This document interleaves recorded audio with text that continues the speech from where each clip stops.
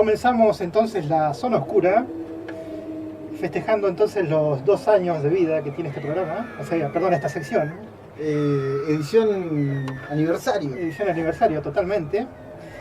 Bueno, vamos a recordar que la Zona Oscura se inició hace 2 años atrás, entre una charla entre Atilio Calbucura, Sandro Díaz y yo, quienes habla, Jaime Coliboro.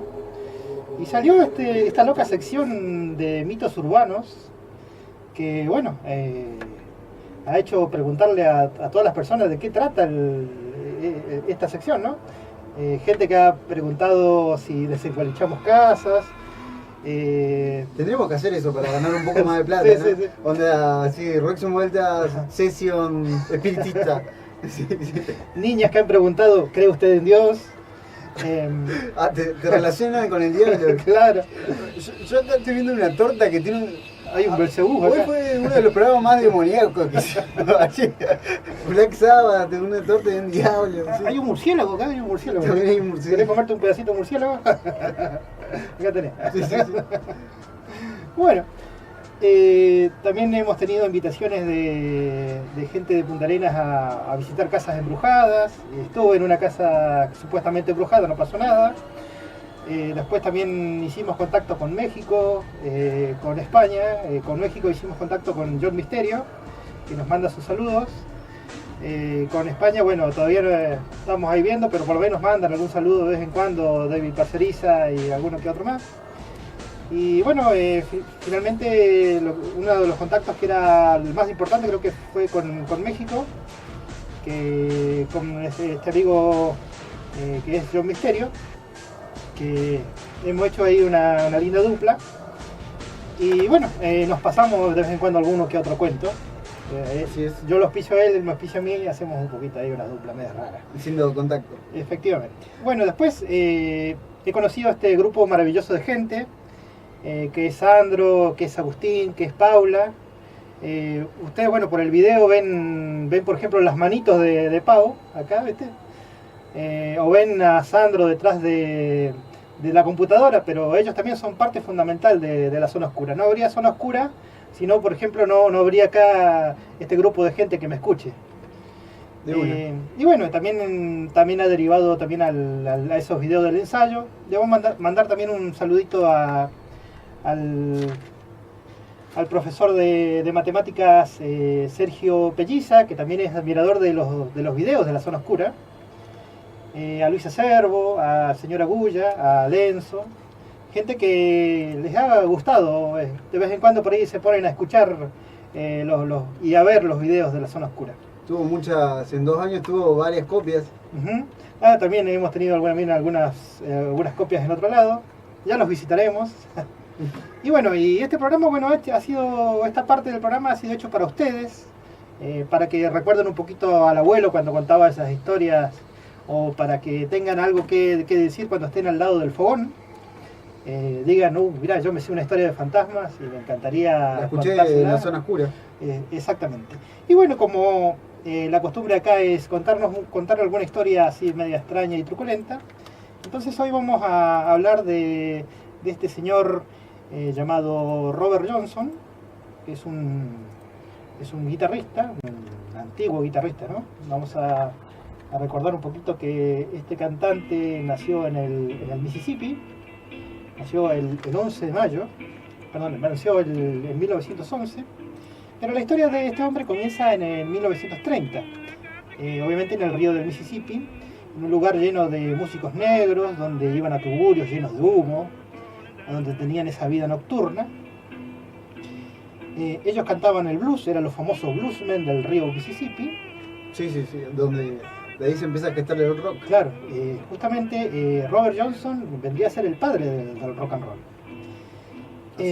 Bueno, y la música que escuchamos de fondo es Robert Johnson con una guitarrita cantando una tonada que dice: los perros del infierno vienen por mí, o me están rastreando para llevarme, obviamente, mi alma al infierno.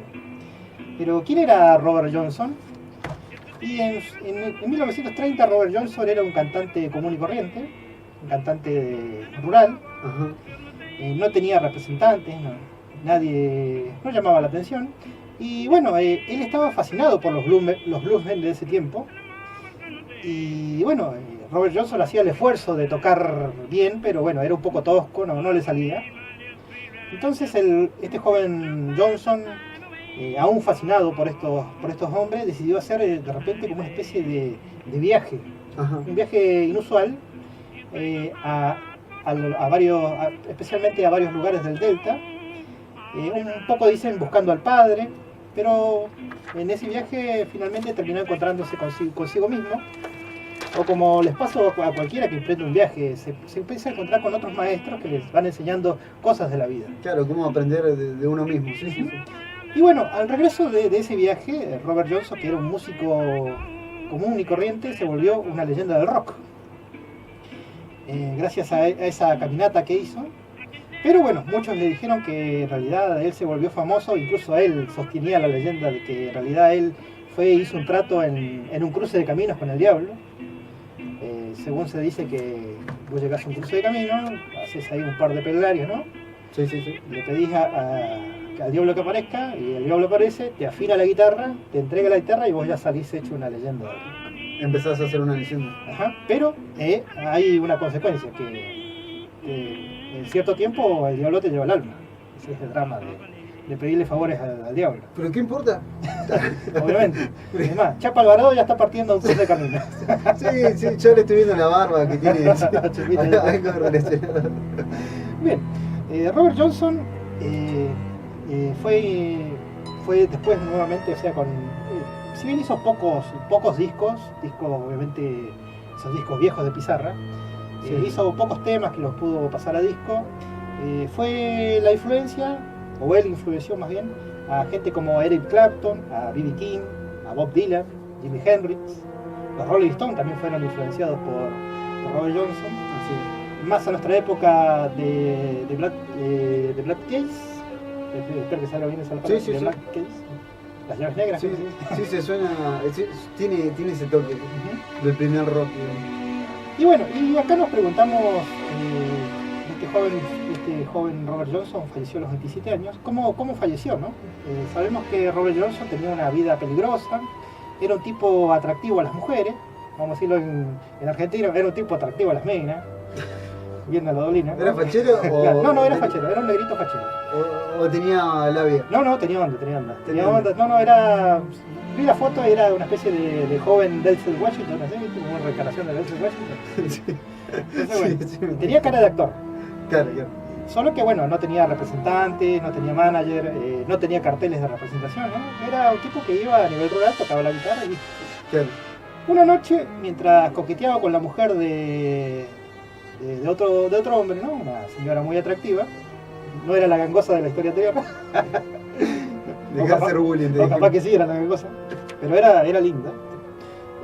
Ahí le estaba coqueteando el señor y de repente el que está detrás de la barra le sirve un whisky, ¿no? Llega ahí, le sirve un whisky.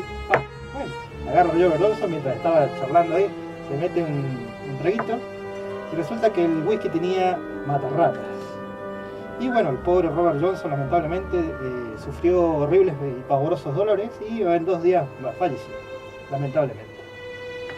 Algo muy raro que queda en la historia de Robert Johnson es que bueno, el diablo se lo llevó muy pronto. Pudo haber aprovechado un poco más a difundir su mensaje diabólico, pero no. Estaba destinado que Robert Johnson iba a morir a los 27 años y se convirtió en el primero del club de los 27. El club de los 27. Que muchos jodemos con ese club.